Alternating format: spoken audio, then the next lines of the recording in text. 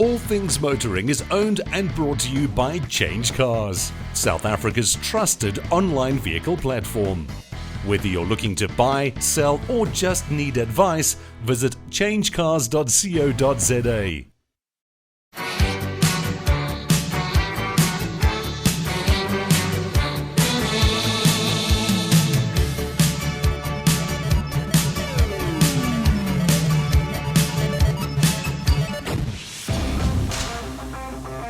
This week on All Things Motoring, Gugu heads to Zwartkops Raceway for the 22nd Passion for Speed event, while Michael globetrots in search of all things motoring.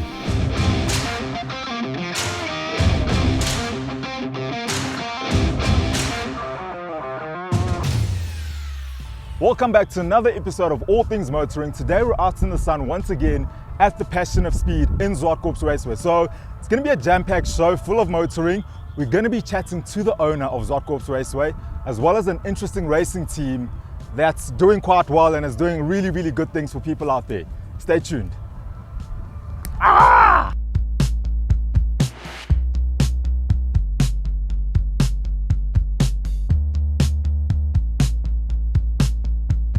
We've got to catch him again though, that's the thing. Coming through there in the hands of Martin Fenter. Toby's ticking them off now, gets ahead of the 21 car in front of S02E12. We're having a good time today, out in the sun, interacting with people, and I found myself a very special human, Peter Du Toit, one of the principals of Zwartkops. Peter, how are you? Yeah, I'm fine, it's great. Thanks for being here. Thank you. We're having a great day. Yeah. So tell us more about Passion for Speed, Peter, because I don't actually know how it started, what it's all about. Yes. All right. The Passion for Speed started here at Zwartkops in 2002, shortly after we built the new track. Yeah. It was originally known as the David Piper International. David Piper was one of the great heroes of the 60s. He raced at Kyalamis, Ferraris and Porsches. Then he also had that unfortunate accident when Steve McQueen was making the Le Mans movie. He lost his lower half of his right leg. But he carried on racing. Yeah. And then he used to come out with a whole contingent of British drivers and cars. It's moved on. Today it's the Passion for Speed. And this Passion for Speed is a day in which we remember our heroes of the past. I see. And we say the heroes of the past, the heroes of the present, and the heroes of the future. Yeah. Because we have the young, say not so old, and the other participants that take place here today. There's a huge variety of cars here, 282 entries in the times in which we live and support. All kinds of series, different series throughout. I think my passion more was from the passion from my youth, because I went to my first motor race when I was 4, and I remember getting a thrashing because I didn't like the noise. My father was a racer before the war. I think I'm the only living person still lived there when they had the Germiston Street Race in 1948, 49. Yeah. And then I just grew up with motor racing all my life. Could never afford it until I got older and established myself in business. And then obviously one thing led to another. And then we rebuilt Zwartkops. The Zwartkops track was built in 1961. 1961, but it was essentially built around the old Zwartkops drive-in. Yeah.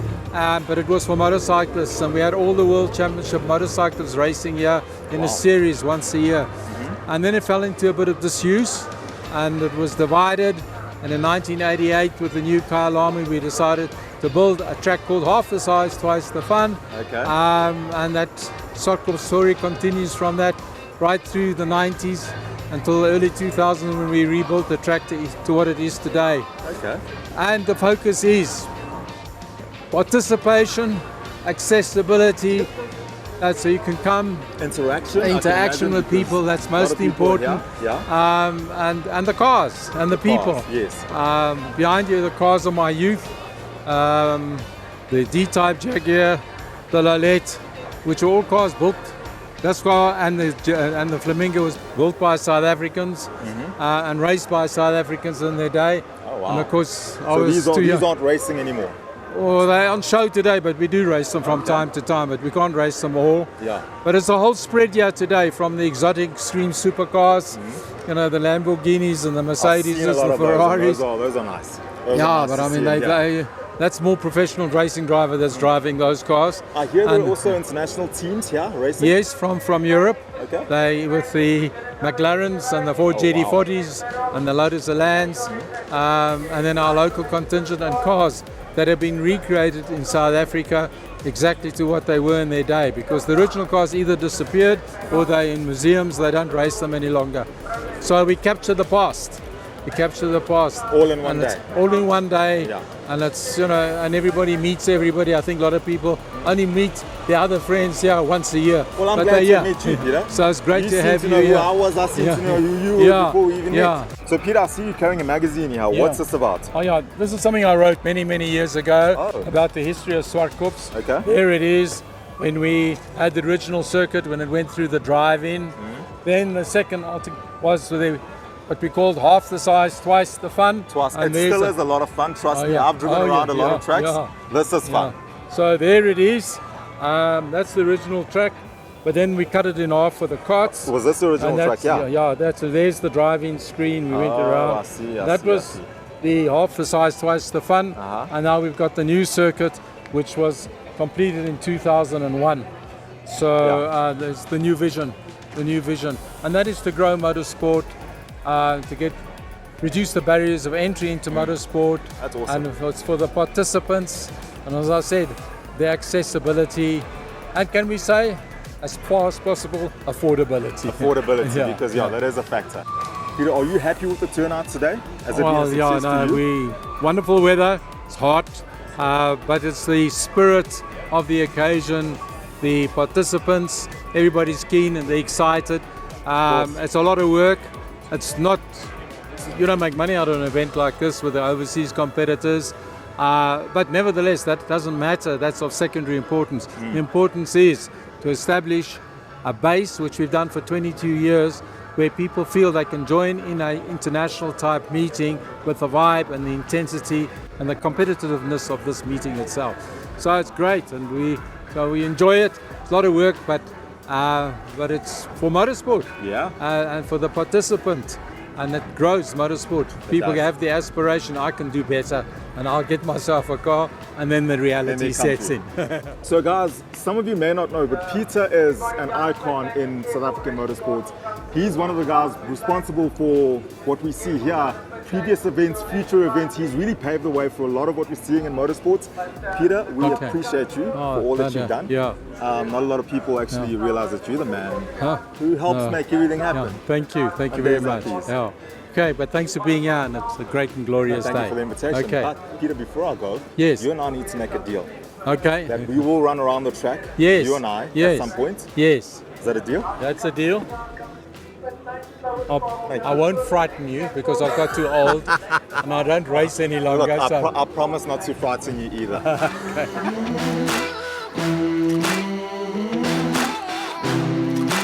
Passion for speed does not disappoint. When it comes to seeing all these motorsport legends in action, this is definitely the place.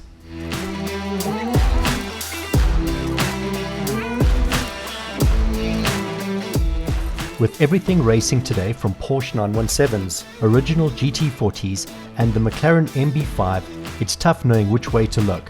The action and excitement of a day of racing like this is hard to beat and a must-see for any petrol head. Looking to start things out there as they're going to drop the hammer with the big bangers here.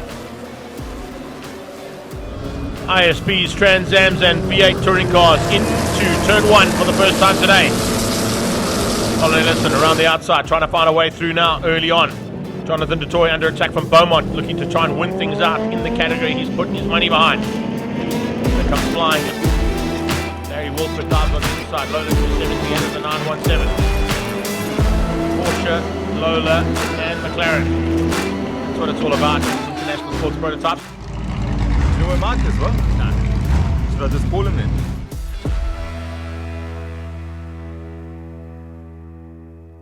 After the break, Gugu catches up with the Into Africa racing team.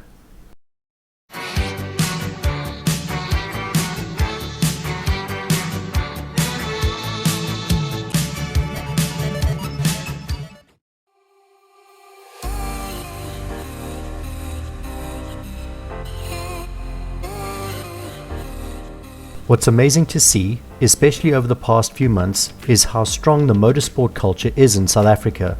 This is really encouraging to see so many fans, drivers, teams and families enjoying the day. Graham Nathan is just concerned about staying in a straight line. Thanks for that, G. I think that was all on purpose though. Yeah, that was Campos straight in to take advantage of the safety car scenario. Lombard, oh, it's the GT40 of the toy car. The toy car on fire on the sideline there. That could see them out of contention for sure.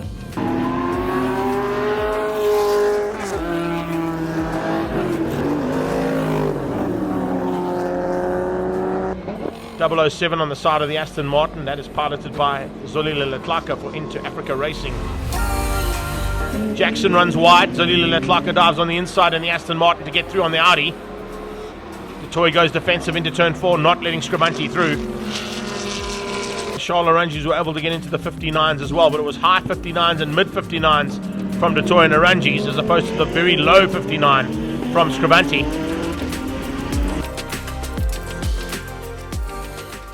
So we've discovered a very cool racing team and we're standing next to the owner, Kolile. So Kolile, nice to meet you.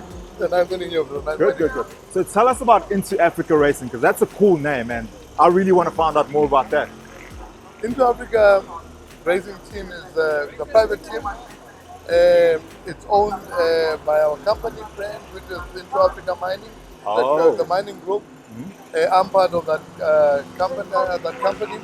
And the team is managed by Gerald and co-managed by Stuart White. Okay. So it's just a privately owned team. It's part of a vision that we started long time ago. A vision that says we must live as we ride. We must live as we ride. So we started a small team in Polo Cup years ago. Then eventually we got onto CHANGECARS.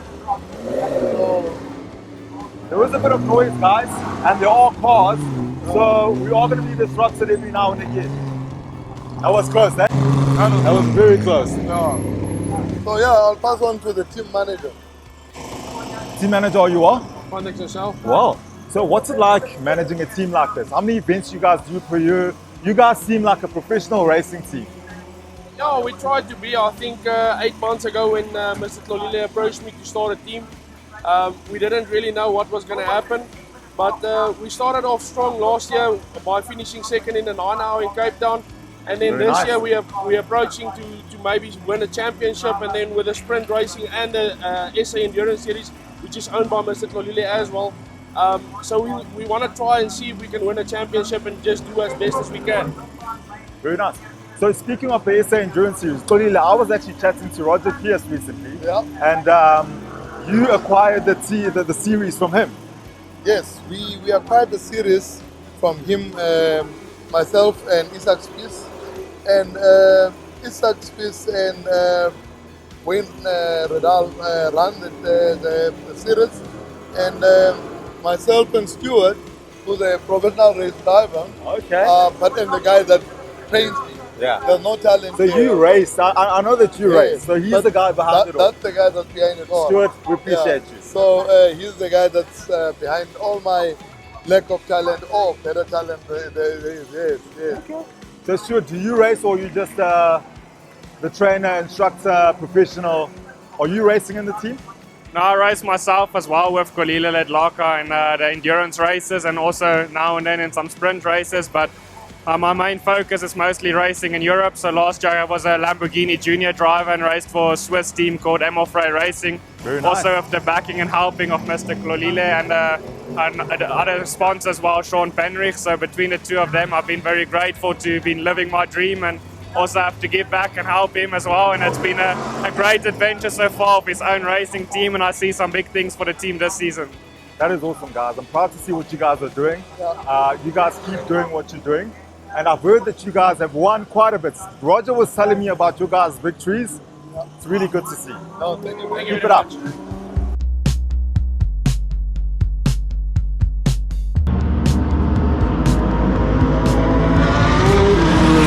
Let's get right up close and personal, taking a fast lap in the GT3 class.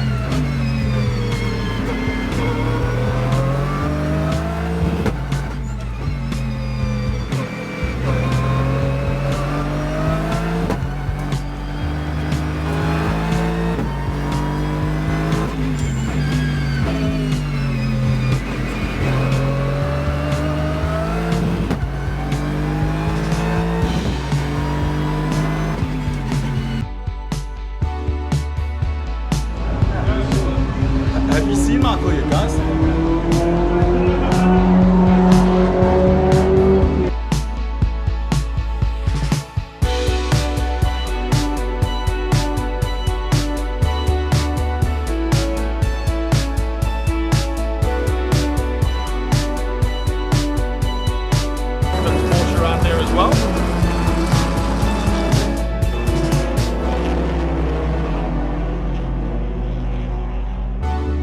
With 38 cars in this pack. Whew. Good luck, gentlemen. Here we go. Pineapple side by side with Van Rooyen as they head down towards turn number 2.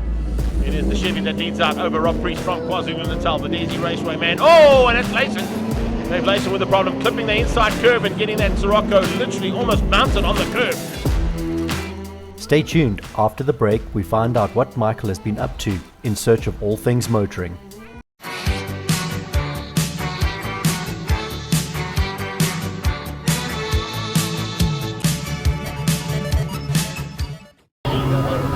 Michael.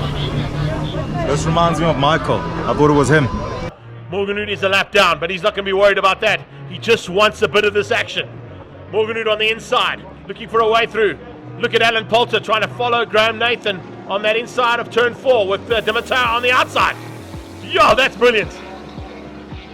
American Muscles taking on the Volvo. Here comes Morganhood. Late braking from Ben Morganhood. Can he get on the inside of Graham Nathan? No, he can't. What a dice. What an amazing race here from these 6 cars. Absolutely brilliant stuff. Still side by side between the Unique and the Bel Air.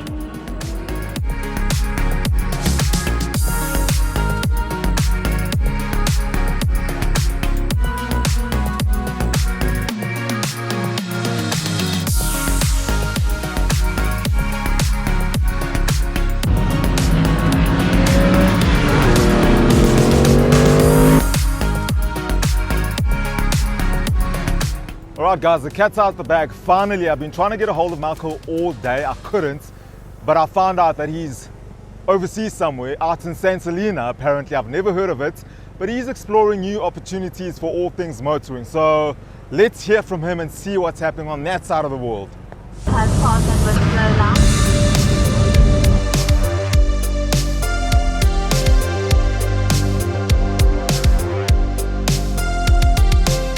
Bartholomew Diaz, Christopher Columbus and Vasco da Gama, what do they all have in common?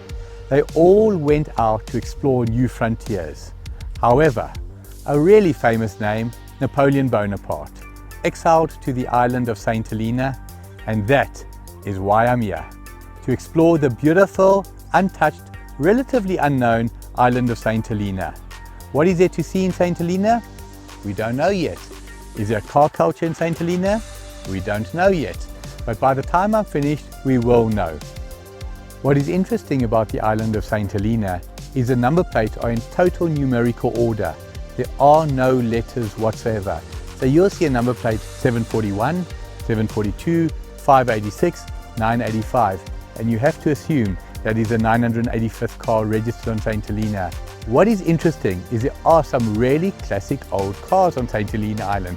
Ford Cortinas, Ford Capris, Anglias. Now remember, St. Helena still today is a protectorate of the British Empire. How is St. Helena governed? It is governed literally by a governor, appointed by the King of England, or the current governor would have been appointed by Her Majesty, the late Queen Elizabeth II. What is St. Helena Island famous for? A couple of things. Napoleon Bonaparte was exiled to the island and passed away on the island. He was buried on the island, but his remains were exhumed 20 years post his death and returned to his native France. However, when you think of 4 wheels, that's all things motoring. However, 4-legged, that is St. Helena Island. The island of St. Helena has Jonathan the tortoise, that is the oldest living creature on earth, it is believed. His birthday was recently celebrated and he's in excess of 180 years old. Can you imagine living for 180 years? I wouldn't mind that. Can you imagine the cars 130 years from now? So now that you've seen the sights and sounds, I've showed you Napoleon's home, I've showed you the cars, the number plates, the nightlife or lack thereof, It's back to Gugu and his team who are having fun in the sun in sunny South Africa. From St. Helena Island, I bid you farewell.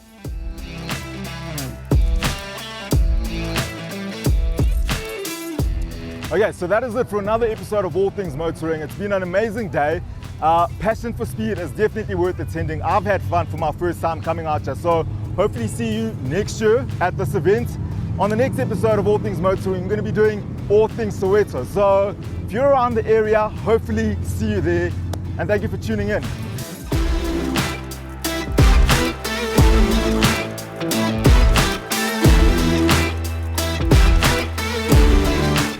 Coming up next week on our Season 2 finale, we head off to Soweto where we found classics, tuk-tuks, and Michael ends the season with a bang.